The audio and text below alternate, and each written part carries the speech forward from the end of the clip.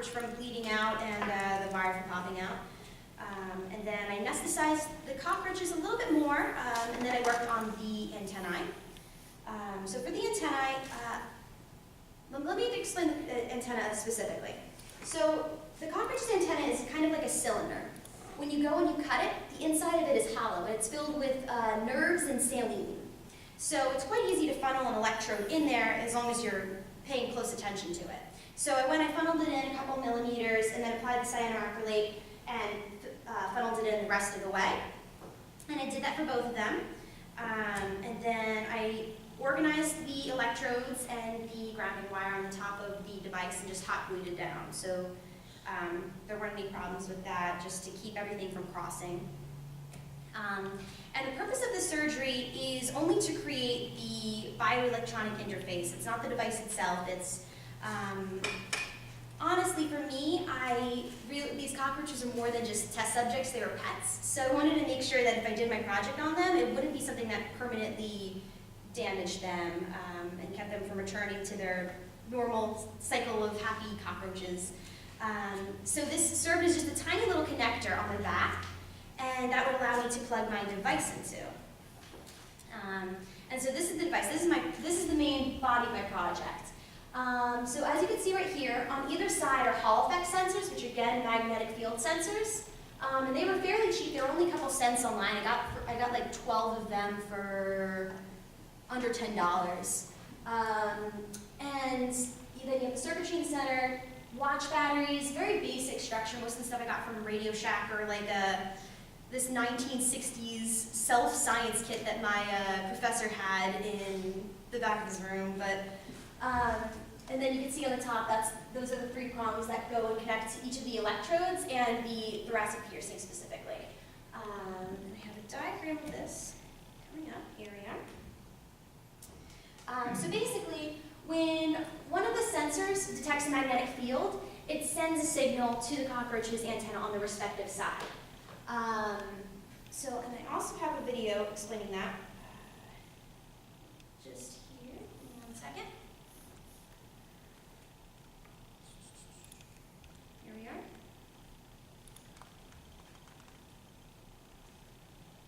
Okay. So you'll see the magnet approach one of the sides, and the device will activate. You'll see a little LED go off, and the cockroaches turn, and the cockroach will turn. That is nuts. What?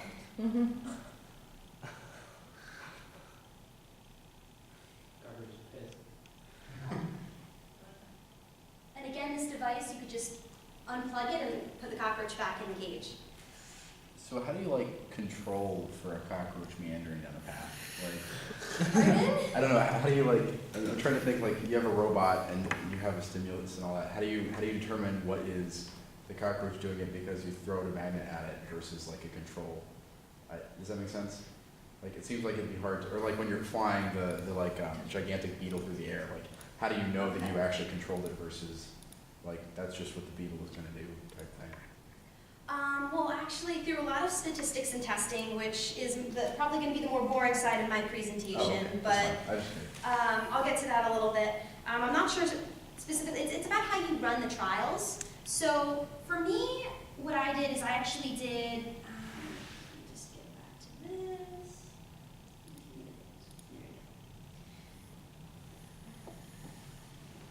So where I'm from, the North Jersey Regional Science Center is super particular about statistics and having, how do I put it, science that doesn't necessarily look pretty, but is heavily supported in how you tested it.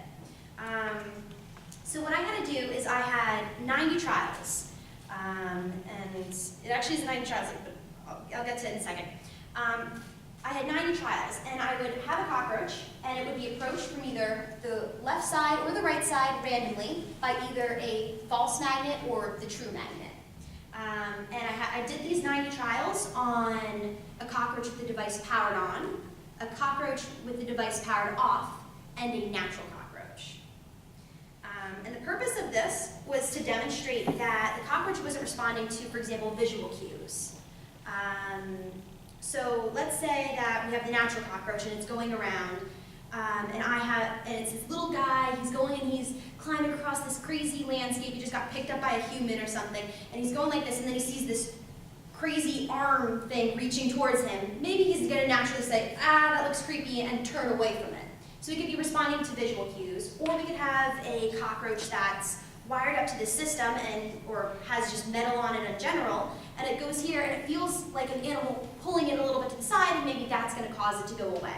So there's other factors that could be causing the cockroach to move, whether it's actually from the visual cues or the pull of the magnet, or if it's just maybe randomly, but that's why you have to do the statistical tests and go through it. So I'm going to kind of glaze over the tests because they're kind of boring, but so initially what I did is I did a chi-square test, and this looked at the majority of my data. I think for this one I did turning correctly. I didn't actually state that there. But basically what that showed me was that the cockroaches generally had uniform movements, so they mostly continued straight instead of turning off on their own. And that also showed me that what my data is showing me, is that they're biased towards certain movements, whether that be continuing straight or turning off to a side. And then I have some more tests that I'll go over in a second. So this is my power device, and you can see that it turned correctly 40 out of the, I think it was approached by the magnet, what did it look like, 49 times?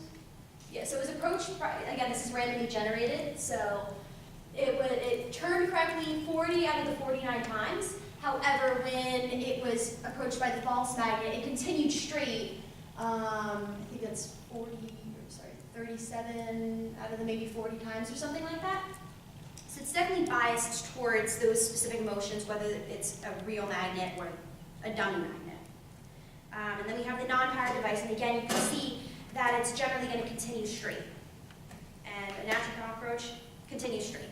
So we can conclude that cockroaches don't have the ability to detect magnetic fields. They're not responding to their visual cues, and what I described before.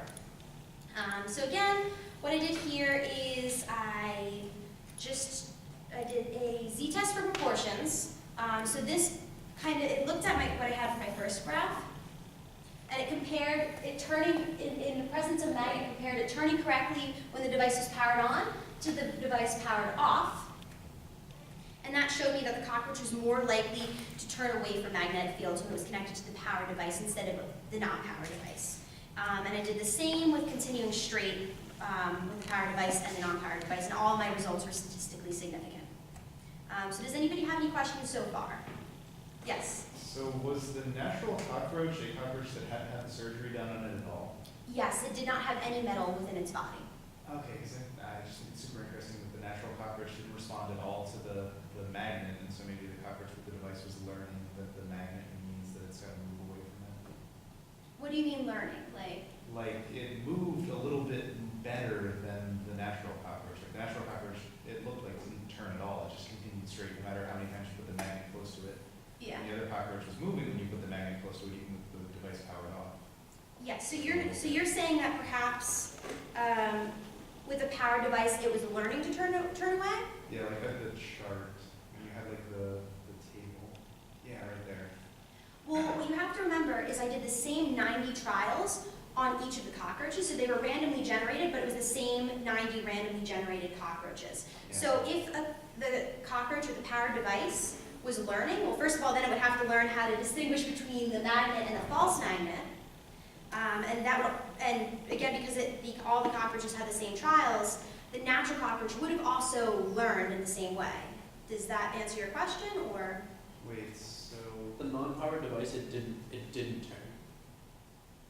I think, are you talking about the fact that there's like Change. 4 times they turned with the non-powered device?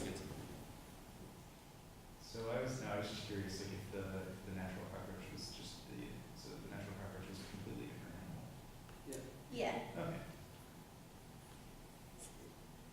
Does that answer your question, or? Sort of. Okay. Yes. Did you experiment with different types of signals? Different types of signals? Yeah. No, I use the same frequency, which in the future I would want to experiment with different probably different frequencies. The frequency that I used was, if I remember correctly, I think 55 hertz at like 2.74 volts. Was that based off anything, or just like past experiments? Honestly, I lucked out because that's the signal that the Hall effect sensors would put out, but it's around the same area. They actually have a broad range. They'll take frequency. I don't know specifically what range of frequency they will detect, but there is research out there that if you vary the frequency, the cockroach will respond more. So you can see again from my video, if you want me to show you the one again, that if you hold the magnet on longer, the cockroach will turn more because it's, again, that natural response is being stimulated. Cockroaches, they don't really have a brain. They don't really have free will. They're not... they actually only have a series of ganglia. Ganglia are just kind of like balls or mats of nerves going from their head down their spine. So that first time when the cockroach was stimulated, it stayed on for quite a long time.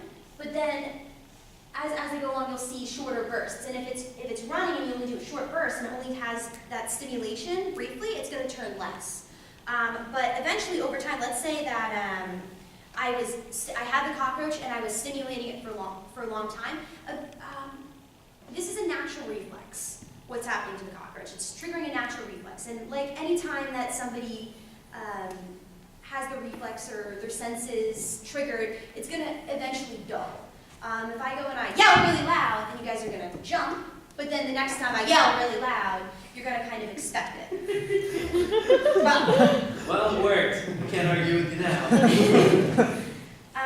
But supposedly, and again, this isn't something that everybody's researched before, but I've gone through most of the papers out there on it, and there have been studies that have correlated the effectiveness of the system with a varying frequency. So in the future, I would love to make like a smaller device that would be easier for the cockroaches to have. I would like to make a device that would vary up the frequency. Do you have any other questions, or? No, that was it. Okay. Yes. Why do you need to do the brain surgery part versus just implanting the electrodes in the antenna?